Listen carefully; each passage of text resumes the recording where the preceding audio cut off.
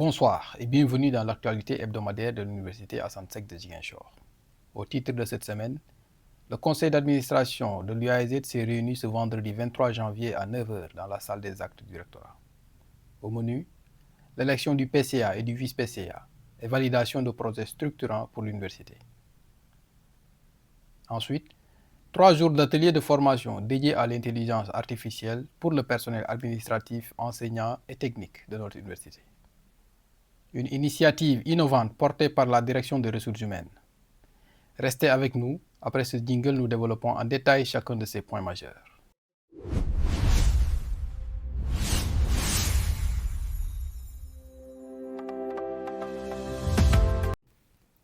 Nous revenons donc sur ce conseil d'administration qui s'est tenu ce vendredi 23 janvier 2026.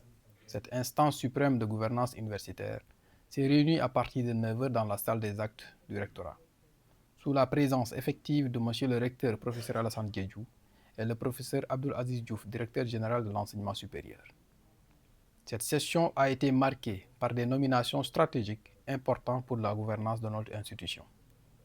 Tout d'abord, M. Ibrahima Nour Edine Diagne, représentant Gaïndé 2000, a été reconduit dans ses fonctions de président du conseil d'administration. Une reconduction qui témoigne de la confiance accordée à son leadership et à sa vision pour l'université. À ses côtés, une nouvelle figure émerge. M. Babatal, docteur et représentant de Kosama, a été élu vice-président du conseil d'administration. Cette élection apporte un nouveau souffle à l'équipe dirigeante du conseil. Mais ce conseil d'administration ne s'est pas limité aux nominations. L'ordre du jour comportait plusieurs points stratégiques majeurs pour le développement institutionnel de l'UAEZ. Premièrement, la validation de l'élection du directeur et du directeur adjoint de l'UFR des sciences juridiques et politiques, consolidant ainsi la gouvernance de cette unité de formation. Deuxièmement, le Conseil a validé la création de nouveaux départements au sein de l'UFR sciences juridiques et politiques, une expansion qui répond aux besoins croissants de spécialisation dans ces domaines. Troisièmement, l'examen et l'adoption de la création de laboratoires à l'UFR des sciences de la santé, renforçant ainsi les capacités de recherche de notre université dans ce secteur vital. Sur le plan financier, les membres du Conseil ont procédé à la présentation des rapports d'exécution des budgets 2025, permettant une évaluation transparente de la gestion des ressources. Ils ont également procédé à la lecture et l'adoption des budgets 2026, aussi bien pour le rectorat que pour les différentes unités de formation et de recherche. Enfin, le Conseil a acté l'acceptation de dons témoignant du soutien dont bénéficie notre institution auprès de ses partenaires. Nous adressons nos vives félicitations aux membres du bureau ainsi qu'à tous les participants pour leur engagement constant en faveur du développement de l'Université Assane Seck de Ziguinchor. Autre actualité de cette semaine, formation à l'intelligence artificielle pour le personnel. L'événement phare de cette semaine, 3 jours d'ateliers de formation dédiés à l'intelligence artificielle. Cette initiative ambitieuse a été portée par la direction des ressources humaines de l'Université Assane Seck de Ziguinchor à travers sa division de la formation continue du personnel. L'objectif affiché, doter le personnel administratif, enseignant et technique des compétences nécessaires pour intégrer l'intelligence artificielle dans leurs pratiques quotidiennes, afin d'assurer une gestion plus performante de l'administration universitaire. La première vague de formation s'est déroulée dans la salle de conférence de l'UFR Sciences économiques et sociales. Cette session a été animée par 2 figures de proue du département d'informatique, le Dr Ousseinou Mbaye et son collègue Dr Konaré. La pédagogie déployée par ces 2 formateurs a été particulièrement remarquée. Plutôt que d'adopter une approche purement théorique, nos 2 docteurs ont opté pour une méthodologie interactive et pragmatique. Ils ont débuté par une démystification de l'intelligence artificielle, expliquant avec des termes accessibles les concepts fondamentaux. Qu'est-ce que c'est le machine learning? Comment fonctionne un algorithme? Quelles sont les applications concrètes dans le contexte administratif universitaire? Ensuite, place à la pratique. Les formateurs ont guidé les participants à travers les exercices concrets. Utilisation d'outils d'IA pour la rédaction courrier administratif, l'analyse de données, l'organisation de planning ou encore l'automatisation de tâches répétitives. Cette approche hand-on ou main sur le clavier a permis à chacun de s'approprier réellement les outils.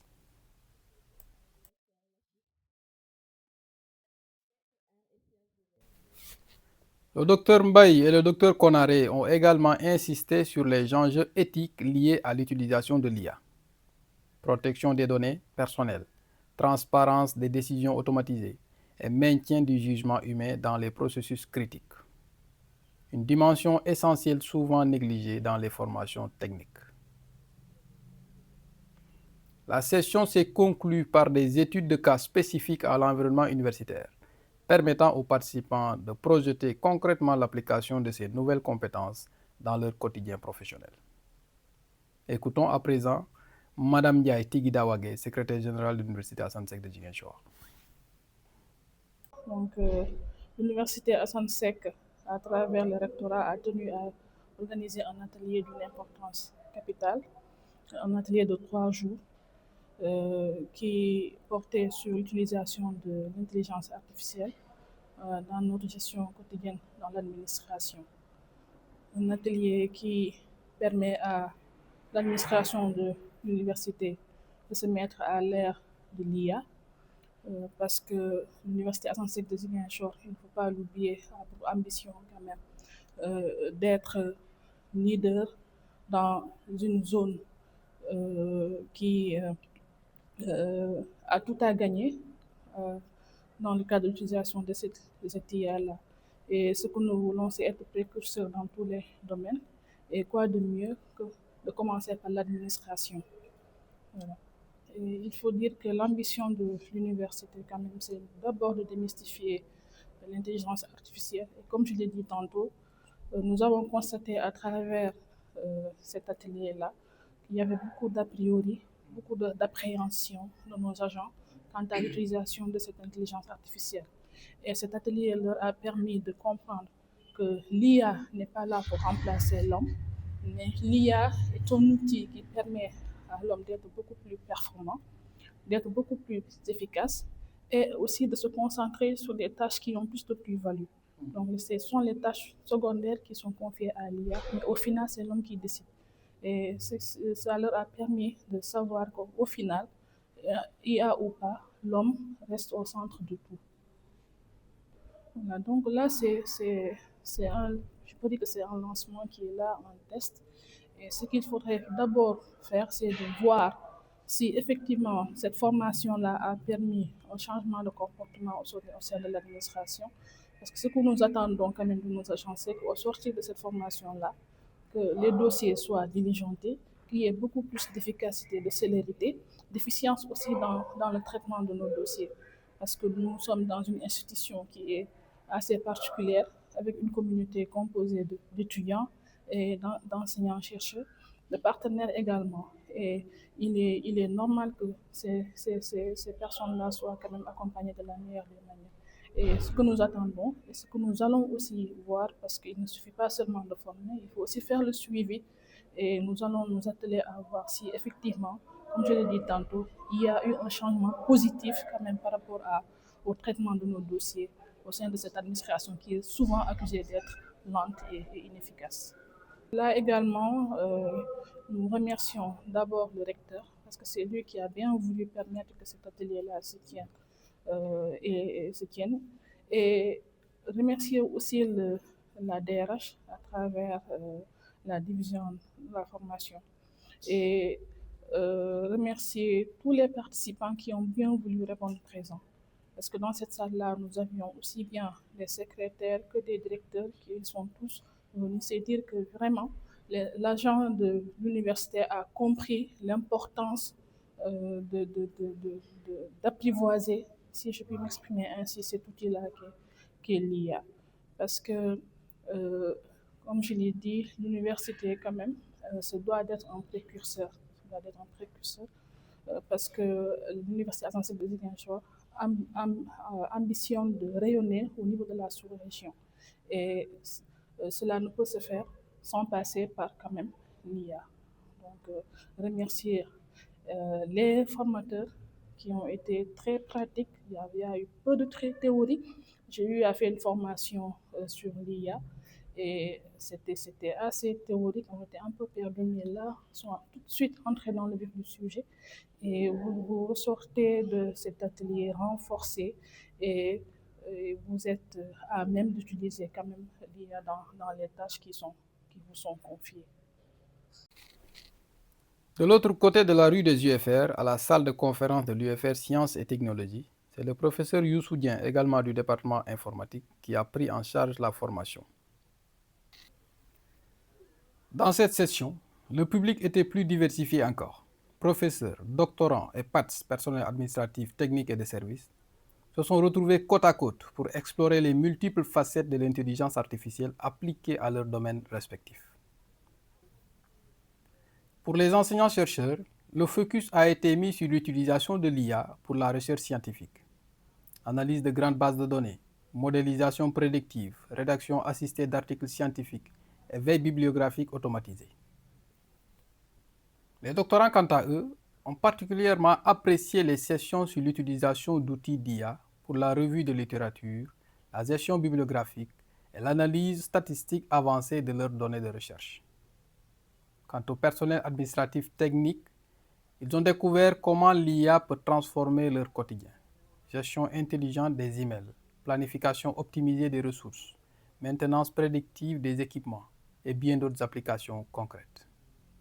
Et la plupart du temps, les gens, en fait, abandonnaient à cause de ça. Parce qu'on le fait pour une unité, mais si vous avez 8 unités, il faut multiplier, ça fait 80 QCM à réaliser pour pouvoir valider son cours et c'est tellement difficile.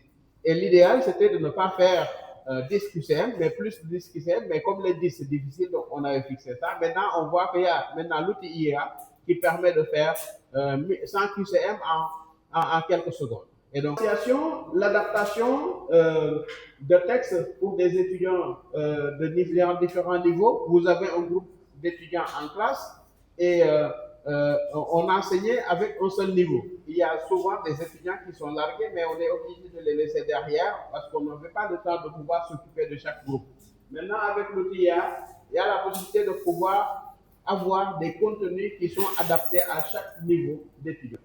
La traduction de ressources académiques, lorsqu'on a des ressources académiques qui sont en anglais, mais on enseigne à nos étudiants qui ne sont pas anglophones, donc on a souvent des difficultés lorsqu'on a même de très bons quelqu'un qui vient pour voir les difficultés des étudiants, pour expliquer ou réexpliquer certains concepts, etc.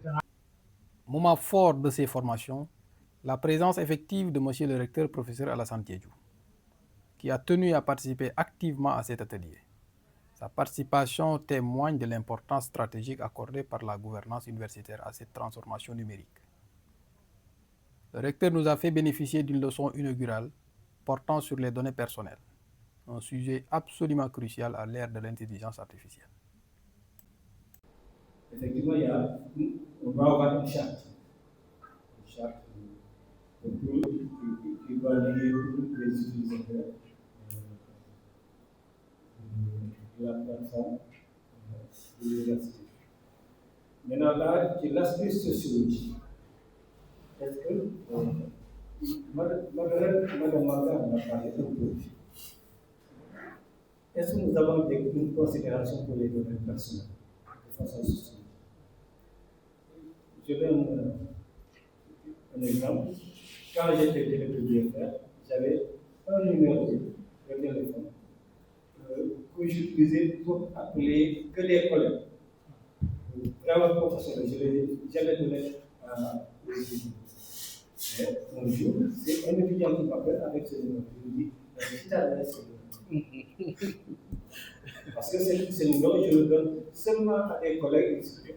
Donc, ce numéro est tombé là entre les mains des étudiants. Je l'ai utilisé. Donc, ici, il n'est pas rare de venir, donne-moi le numéro de sa fille, comment. Je te donne rapidement, sans demander son avis, je donne des tant d'autres informations que l'on donne sur les personnes. Donc, ça, c'est sociologique. C'est-à-dire qu'aujourd'hui, les gens ne mesurent pas l'ampleur de donner des informations sur une personne sans son consentement. Et bon, ça, c'est un problème. Et si on n'arrive pas à régler ce problème-là, on aura beau légiférer, les choses ne vont pas changer. Bon, parce qu'on va demander des informations sur une personne, on les balance automatiquement sans problème. Donc, bon, on aurait pu demander l'avis de la personne. Est-ce que je peux donner telle information à telle personne ou pas? Bon, mais ça, c'est un problème. Donc, nous banalisons ces données. Donc, nous banalisons ces données, on pense que bon, c'est rien du tout. Donc, et on le fait sans problème. Donc, par exemple, on peut échanger, envoyer photocopie de carte d'identité d'une personne dans le mailing list de l'université. Et on ne sait pas entre quel message peut tomber après. Parce que bon, quand vous avez la photocopie, mais bonjour les gars, parce que souvent, quand on parle d'arnaque sur les téléphones web, mais ceux qui font ces arnaques-là, ils utilisent des pièces d'identité ramassées ou bien ils ont trouvé ailleurs. Donc, je pense qu'il y a un véritable problème qu'il faut régler. C'est légiférer, oui, mais il y a un problème de matérialité qu'il faut reformer. À l'issue de ces 3 jours intensifs de formation, les bénéficiaires ont exprimé leur satisfaction et leur impression. Écoutons à présent quelques témoignages qui reflètent la diversité des participants et l'impact de cette formation. Alors, grâce à cet atelier de formation, on peut désormais dire que, contrairement aux stoïciens qui disent qu'il y a des choses qui dépendent de nous, avec l'intelligence artificielle, pratiquement tout dépend de nous. Maintenant, tout réside dans la démarche qui est adoptée. Si vous avez une démarche stratégique, comme nous le préconisons, dans le cadre de l'approche directe, dans les différentes étapes du processus de recrutement, donc dans l'approche directe, il y a 3 phases. C'est d'abord l'identification de la personne qu'on veut recruter, l'approche, c'est ensuite la séduire. Je crois que si cette démarche-là est préconisée dans l'utilisation de l'intelligence artificielle, on pourra facilement récolter les résultats escomptés. Donc, un grand remerciement aux 2 formateurs, vraiment, qui pendant ces 3 jours se sont acharnés à nous donner les outils qui vont certes nous aider dans l'exécution quotidienne de nos tâches administratives. Également remercier l'ensemble des participants et que cette dynamique-là qui est enclenchée par la division de la formation permanente puisse se pérenniser pour une harmonie salutaire et salvatrice. Je vous remercie.